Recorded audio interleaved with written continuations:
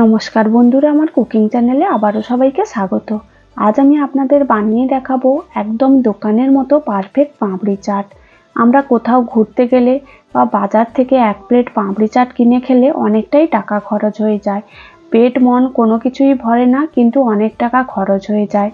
বাড়িতে কম খরচে অনেকটাই পাপড়ি চাট আপনারা বানিয়ে নিতে পারেন। একদম দোকানের মতো খেতে হবে।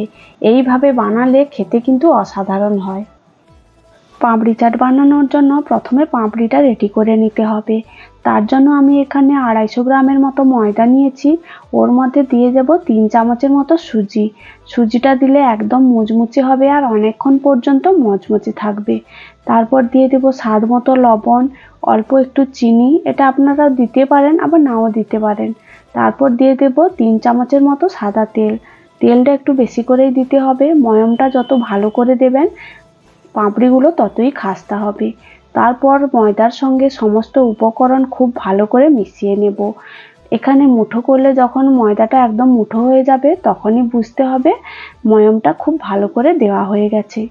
তারপর অল্প অল্প জল দিয়ে ময়দাটা খুব ভালো করে মেখে নিতে হবে।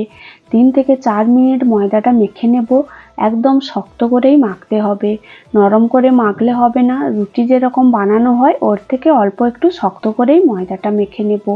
ময়দাটা মাখা হয়ে গেলে ঢাকনা দিয়ে 1 ঘন্টা মতো রেস্টে রাখবো। সুজি আছে, সুজি অনেকটাই ফুলবে, তাই খানিকক্ষণ রেস্টে রেখে দিতে হবে।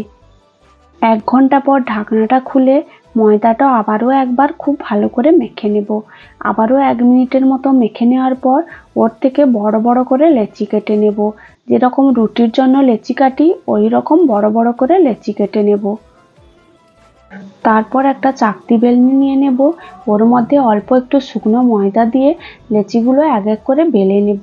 লেচিগুলো আমরা যেভাবে রুটি তৈরি করি ওই রকম অল্প একটু মোটা করে বেলে নেব। রুটির মতো একদম পাতলা করব না, রুটির চাইতে অল্প একটু মোটা করে লেচিগুলো বেলে নিতে হবে।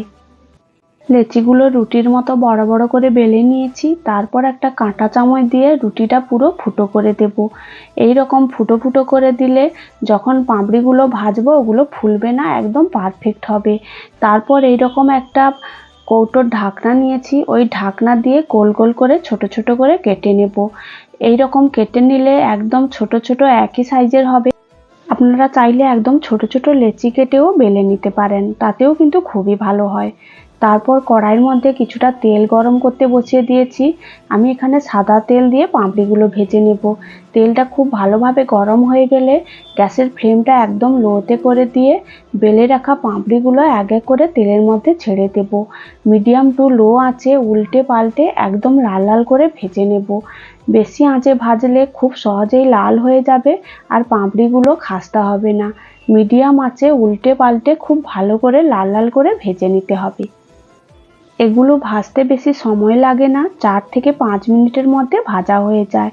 4 থেকে 5 মিনিট উল্টে পাল্টে একদম লাল লাল করে ভেজে নিয়েছি। এরপর নামিয়ে নেব।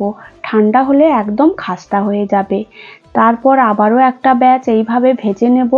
এইভাবে আমি পরপর সবগুলো পাপড়ি এক এক করে ভেজে নেব। ভাজতে বেশি সময় লাগবে না।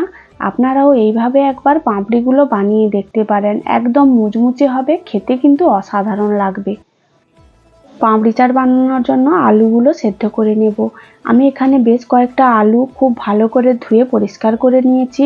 খোসা সমেত আলু আমি এখানে সেদ্ধ করব। প্রেসার কুকারের মধ্যে খানিকটা জল দিয়ে ওর মধ্যে ধুয়ে পরিষ্কার করে রাখা আলুগুলো দিয়ে দেব। 2টো সিটি দিয়ে খুব ভালো করে সেদ্ধ করে নেব। আলুটা সেদ্ধ করে নিয়েছি। এরপর টক দইটা রেডি করে নেব। আপনারা চাইলে শুধু টক দইও পাপড়ি চাটের উপর ছড়িয়ে দিতে পারেন, কিন্তু এই রকম মশলা দিয়ে টক দইটা বানালে খেতে কিন্তু খুবই ভালো লাগে। এর মধ্যে দিয়ে দেব অল্প একটু খাওয়ার লবণ আর অল্প বিট লবণ, অল্প একটু ভাজা জিরে শুকনো লঙ্কার গুঁড়ো আর 1 চামচের মতো চিনি। সব কিছু দেওয়া হয়ে গেছে। একটা চামচ দিয়ে টক দইটা খুব ভালো করে মেখে এক সাইডে রেখে দেব। পাপড়ি চাটের জন্য যেটা মেন উপকরণ হলো মিষ্টি চাটনি। তেঁতুল দিয়ে এই মিষ্টি চাটনিটা আমি আগেই বানিয়ে নিয়েছি। আর নিয়েছি কিছুটা পেঁয়াজ আর শসার কুচি। আর যে আলুগুলো আমি আগে থেকে সেদ্ধ করে রেখেছিলাম ওগুলো ঠান্ডা করে খুব ভালো করে ছাড়িয়ে নিয়েছি। একটা ছুরি দিয়ে আলুগুলো ছোট ছোট টুকরো করে কেটে নেব। আপনারা চাইলে পাপড়ি চাটের মধ্যে আলুগুলো ভেঙেও দিতে পারেন। সবগুলো আলু কেটে নিয়েছি। এরপর পাঁপড়ি চাটের প্লেটটা সাজিয়ে নেব। প্লেটের মধ্যে যে পাঁপড়িগুলো ভেজে রেখেছিলাম ওগুলো এক এক করে সাজিয়ে নেব। একটা আপনাদের ভেঙে দেখাচ্ছি কতটা মুচমুচে হয়েছে। এইভাবে বানালে একদম পারফেক্ট পাঁপড়ি হবে। সবগুলো পাঁপড়ি আমার এখানে সাজানো হয়ে গেছে। তারপর এর মধ্যে দিয়ে দেব টুকরো করে রাখা আলুগুলো। আলুগুলো সবগুলো পাঁপড়ির উপরে খুব ভালো করে ছড়িয়ে দিতে হবে। তারপর এর মধ্যে দিয়ে দেব টুকরো করা পেঁয়াজ আর শসা। সবগুলো খুব ভালো করে ছড়াতে হবে যাতে সবগুলো পাঁপড়ির উপরে আলু, পেঁয়াজ, শসা সবই থাকে। তারপর এর উপরে যে তেঁতুলের মিষ্টি চাটনিটা বানিয়ে রেখেছিলাম সেটাও খুব ভালো করে দিয়ে দিতে হবে। এটা দিলেই পাঁপড়ির আসল স্বাদটা আসে। এই চাটনিটা খুব ভালো করে ছড়িয়ে দেব। তারপর দিয়ে দেব দইয়ের মধ্যে যে মশলা মেখে রেখেছিলাম সেই মশলা মাখানো দইটাও এর উপরে খুব ভালো করে ছড়িয়ে দেব।